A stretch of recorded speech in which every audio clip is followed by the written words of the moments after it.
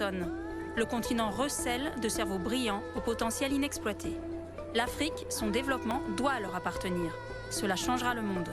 Voici comment.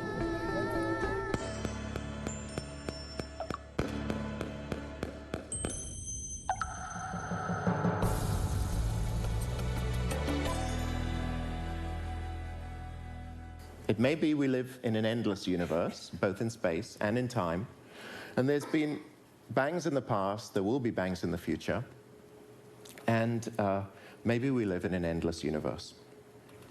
Well, making and testing models of the universe is, for me, the best way I have of enjoying and appreciating the universe.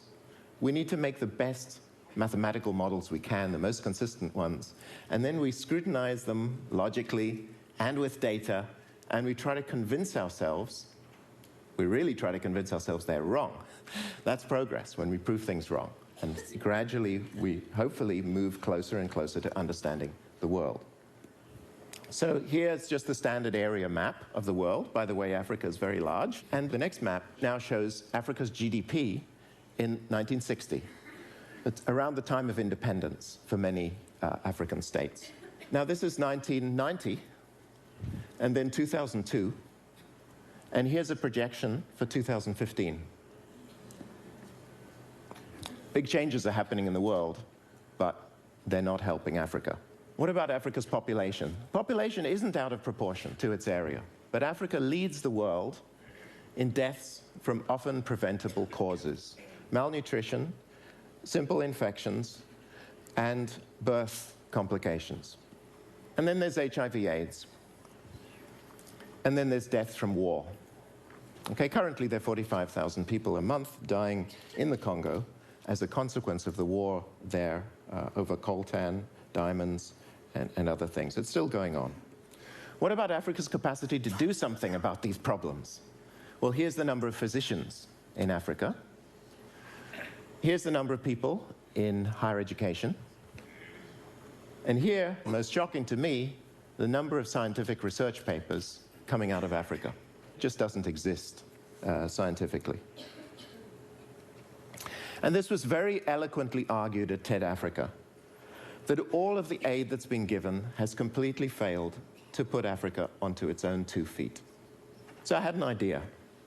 And the idea was very simple. The idea was, let's set up an African Institute for Mathematical Sciences, or AIMS, and let's recruit students from the whole of Africa, bring them together with lecturers from all over the world, and we'll try to give them a fantastic education. Well, as a Cambridge professor, I had many contacts, and to my astonishment, they backed me 100%. They said, go and do it, and we'll come and lecture. And I knew it would be amazing fun to bring brilliant students from these countries where they don't have any opportunities together with the best lecturers in the world, who I knew would come because of the interest in Africa, and put them together and just let the sparks fly. So we bought a derelict hotel near Cape Town. It's an 80-room Art Deco hotel from the 1920s. The area was kind of seedy. So we got an 80-room hotel for $100,000. It's a beautiful building. We decided we would refurbish it and then put out the word, we're going to start the best maths institute in Africa in this hotel. Well, we designed AIMS as a 24-hour learning environment, and it was fantastic to start a university from the beginning. You have to rethink, what is the university for? And that's really exciting. So we designed it to have interactive teaching, no droning on at the chalkboard.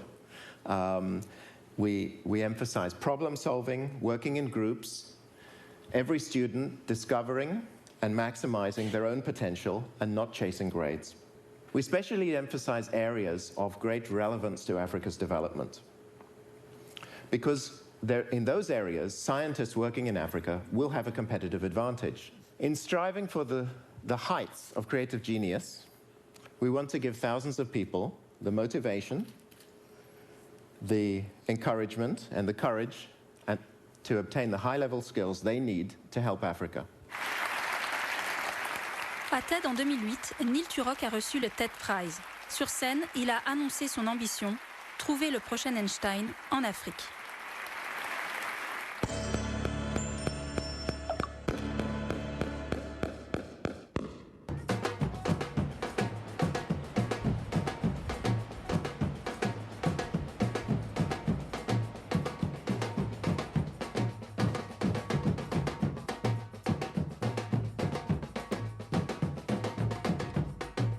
Depuis son intervention à TED en 2008, en plus du développement de Ames, Neil Turok dirige le Perimeter Institute au Canada.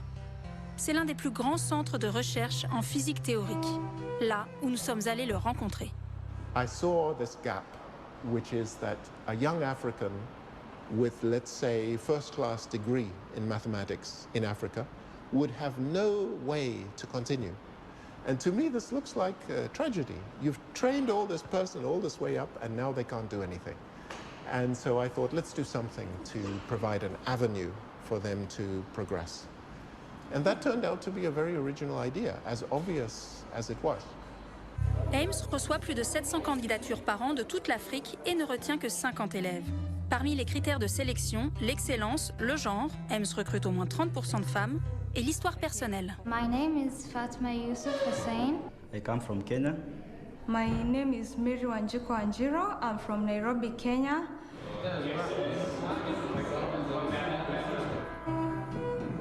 David Ashman enseigne à l'Université du Cap. Il a été l'un des premiers à suivre Neil Turok dans son pari et à observer la transformation à l'œuvre. The students, when they arrive, are polite. They are, if anything, reserved. And it takes them a little while. And one of the things where Ames is so good is that it rapidly makes them feel comfortable in the environment. And the way I do it is to involve them in the lecturing. I don't just talk and they listen. I get them to talk, to criticize. I ask them, does what I've said make sense to you? And they have to overcome quite a strong sense of reticence, because the African tradition is not to question your elders. The scientific tradition is to question everything.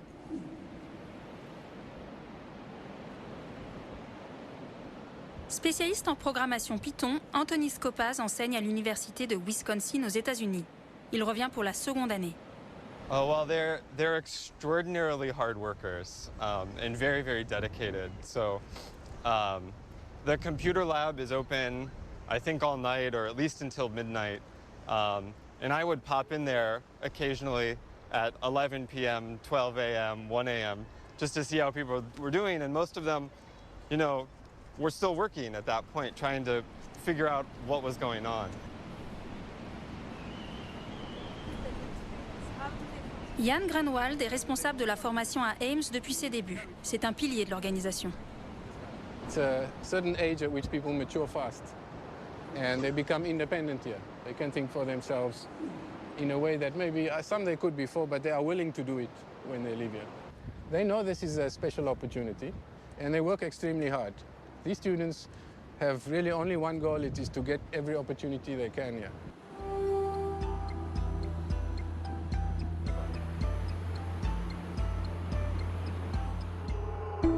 Ames compte 528 diplômés, dont un tiers de femmes, de 34 pays. 80% des élèves ont poursuivi leurs études, dans 35% des cas, à l'international. Martial a intégré Cambridge, puis Yale. Il y travaille sur le lien entre bilharziose, malaria et HIV et l'optimisation des campagnes de prévention. Originaire du Nigeria, Félix est à l'Université de Colombie-Britannique et Kléber à l'École de mathématiques de Berlin. Prosper du Rwanda a intégré l'Institut de nanotechnologie de l'Université de Twente aux Pays-Bas. Comme Andri de Madagascar et Seth du Ghana, Nosifiwo a rejoint le Saint des Saints, le Perimeter Institute au Canada, pour un PhD en gravitation quantique. Yé, du Bénin, a choisi de revenir en Afrique et d'enseigner à Ames.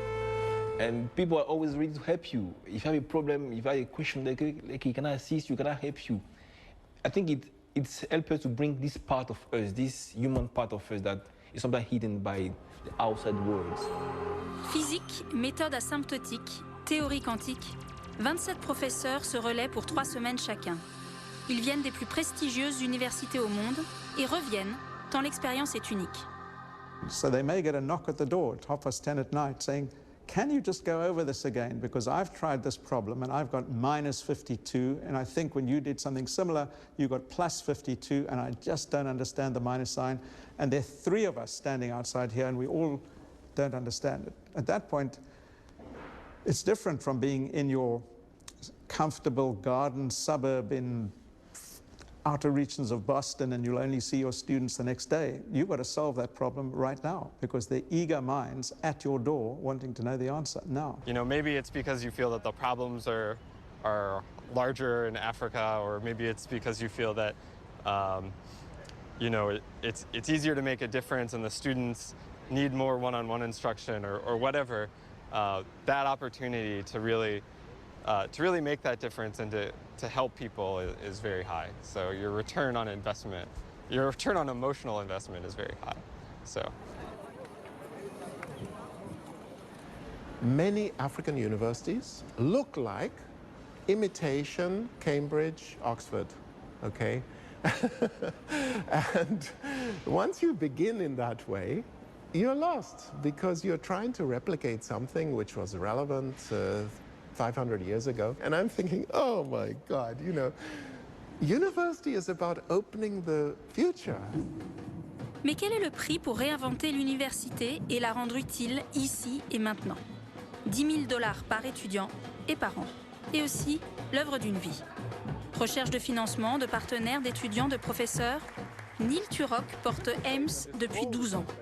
Du coup, il vit sur 2 continents, 2 espaces-temps, entre recherche théorique et ultra-concret. Mais pourquoi l'un des plus grands cosmologues vivants veut-il trouver en Afrique le prochain Einstein? Et au nom de quoi? My lucky break as a kid was my parents going to jail. So this sounds strange, but at the age of 3, my father was imprisoned for 3.5 years for opposing the apartheid regime. Sud-africain, Neil Turok naît en pleine apartheid.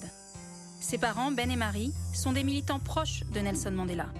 Le combat pour les droits de l'homme marque Neil l'enfant au fer rouge. So they lived in an environment of constant harassment, constant discussion about blacks. So yes, they grew up in a very political environment. I remember one case in particular. We were living in Johannesburg, and the police came on a Friday night to arrest Mary. Now, we were having dinner. This was the 3 boys and Mary and myself, and 2 big special branch men arrived, and they said to her, pack a bag, you're going off to prison. You're arrested. And as they escorted out, the boys lined up, and they were tiny. Naughty policeman, they shouted, you see. Neil more than anybody, you see. His mother was being taken away by the police.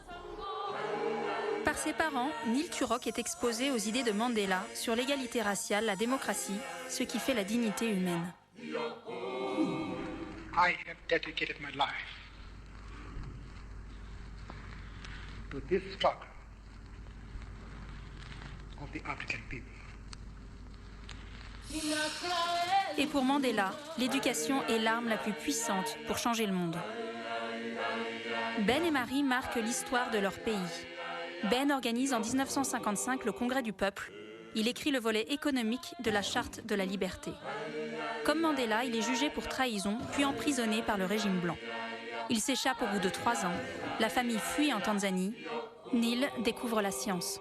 My own passion for mathematics and science comes from one of my earliest teachers, who was a Scottish volunteer teacher in Tanzania. She had come out of a very profound tradition, which is in Scotland. There is a long history of deep respect for mathematics and physical science dating back to the 18th century. Neil se prend de passion pour les étoiles et les mathématiques. Celles-ci peuvent expliquer le monde, peut-être l'aider à comprendre ce qui arrive à sa famille et aux hommes. Lui, l'enfant de l'exil et de l'arrachement, découvre les questions fondamentales. Qu'est-ce qui nous lie? Qu'est-ce qui nous pousse en avant? I'm talking about something deeper, long-lasting, which dates back to millennia, 20,000 years ago, when somebody in the Congo discovered how to count, and somebody in Upper Sudan made a astronomical observatory, and it worked, and they could predict the heavens. There's something much deeper. So that's the inspiration I'm talking about. It's the same thing that inspired Einstein. Why did Einstein do what he did? He was inspired. People thought it's spiritual, it's something beyond us, but he had very deep reasons for doing it. And that's what we're connecting to. Neil Turok est le produit de cette histoire faite d'indignation et de talent, d'héritage et de connexion. La famille se réfugie en Angleterre. Adulte, Neil accumule les distinctions scientifiques. Princeton et Cambridge se l'arrachent. En Afrique du Sud, c'est la fin de l'apartheid, la libération de Mandela. Les parents Turok rentrent au pays et sont élus députés. Neil prend un congé sabbatique pour à son tour revenir. I was busy doing my research on the Big Bang and the origin of the universe. But to justify my visit to my university at Cambridge, I said, I will see about any possible collaboration we can make with universities in South Africa. And then my father, every time we met, he would say, what are you going to do to contribute? I was a pretty conventional academic. I had been a professor at Princeton, then I moved to Cambridge, I was director of a research center. I had a lot to do. Many students, postdoctoral researchers under my supervision. AIMS came to me as a calling. It's something I could do, which I had to do, more or less independent if it succeeded or failed. I would have felt bad saying no, because I was in a position to do something. The Turok family found themselves to be in this unique position. They had the talented son, Neil, who'd been grown up in exile and schooled at Cambridge, and a really world-class physicist, mathematician. They had the father, Ben, who'd had a long history of being in South Africa, and they had this family-owned hotel. And they realized that they could put all these things together, that there was a certain synergy. AIMS est une formidable histoire de famille. Neil Turok prolonge ici le combat de ses parents, le fait sien avec ses armes, son temps. He couldn't raise money because it was a crazy idea. It was so unrealistic because it was Pan-African. Some of the local universities saw it as an opposition. And so they tried to stall him and they interfered, and it was very unpleasant. And Neil went through some very tough moments, feeling sometimes depressed, it's not going to work.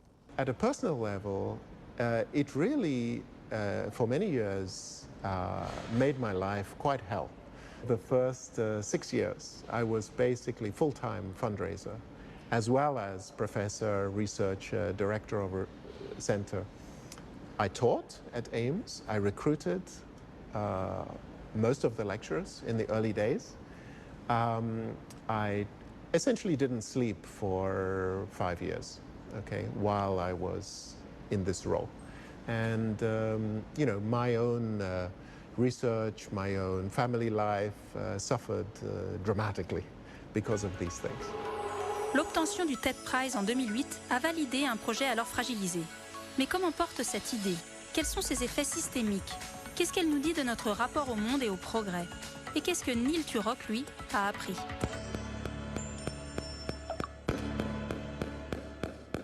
My parents to me have always been an inspiration. It's given me courage that when I see things which are wrong, I'm not afraid to say. I don't mind being in a minority. Minorities are usually right. Or let's say it the other way, the majority is usually wrong. So the wonderful thing about this mission, it's very cheap. The results are almost guaranteed. We know from AIMS, those students will become very capable young researchers. And then they are role models for other students, showing them that young Africans can achieve intellectual success. They are highly impactful because many of them, roughly 1 in 5 AIMS graduates becomes a professor in Africa. So each one of them will be teaching hundreds of students per year. So the multiplier effect is huge. I've been taught by the best in the world. I mean, everything, let me say, has been given to me free, let me say free of charge. So these are things that we can't overlook. It's just so obvious. You must see it. And when you are given such opportunities, I don't think you have the desire to keep it for you. No way. You need to give it out and to share. But it wasn't only academic. Like, I learned a lot about, it changed my view on my expectations, on what I am expected to do as a person. Like, it's not only, I don't know how to put it, it's not all about me in life. Like, I have a role to play in my community, not only my community. If I get good enough, my country, like, I can make a difference. Like, I got to understand that. You know, if you want a continent to progress, surely you have to train people. You have to share in the most valuable thing we have, which is knowledge, and it's free. When we start talking about how we want the next Einstein to be African presidents and ministers, and especially the most enlightened and pragmatic and proactive among them, immediately say that's what we want. We don't want the old colonial attitude. We don't want people who just want to steal our raw materials and make a profit for themselves. We believe in our people, and there's no greater belief than in the power of the mind. If you declare you believe in the power of the minds of young African people, that is the strongest statement of confidence you can ever give in the future of Africa. AIMS fait école. 5 centres ont été ouverts depuis 2003, au Sénégal, au Ghana, au Cameroun et en Tanzanie. En tout, AIMS Afrique compte 731 diplômés, décuplant ainsi l'effet d'entraînement. L'objectif est de compter 15 centres AIMS d'ici 2020. La recherche du prochain Einstein est un pari, mais l'objectif est politique. Neil Turok vise la transformation scientifique d'un continent. AIMS serves a really important purpose in educating problem solvers, of which, you know, scientists and engineers and mathematicians are really great at problem solving. And I think that we're going to have a lot of, you know, our generation is inheriting a lot of problems. So this sort of institute really localizes those problem solvers and gives them the skills and the opportunity that they need to kind of get to the next level. Neil Turok veut changer notre regard sur l'Afrique. Il veut qu'on la considère pour ce qu'elle est, non une terre de problèmes ni même d'opportunités, mais une terre de solutions. Le berceau de l'humanité et de sa créativité. Il veut aussi changer notre regard sur la science, révéler sa signification profonde, son universalité. You know, scientists are technicians. They separated off from society. They essentially allowed others to make the decisions, to set the strategy, to define the culture, while scientists are just useful in creating the next device or gadget or technology. But we have so many crises. And people today seem to feel like these are not solvable. And people seriously say that in 100 years, that may be the end of the planet. Whereas I think, if we can understand the universe, surely we can look after our own back garden, the planet. It just requires logic. It requires spreading of scientific awareness. It requires skilled young people and you know, promotion of a culture of profound respect for scientific truths, you know, that we're able to discover and use. The miracle about advanced scientific knowledge is that it's cross-cultural. Whether you're from Bangladesh or Japan or Australia or, you know, you came out of the Congo, the same equation describes the electron. And sharing this knowledge is actually the simplest route to cross-cultural interaction that we have. Neil Turok porte la vision d'une science au service de l'humain, son émancipation, sa dignité. Chercher le prochain Einstein ici et là-bas, c'est croire fondamentalement en l'Afrique, mais surtout en l'homme. It's about who we are. We have the capability of understanding our world. And that tells us that human beings will make the future using that understanding.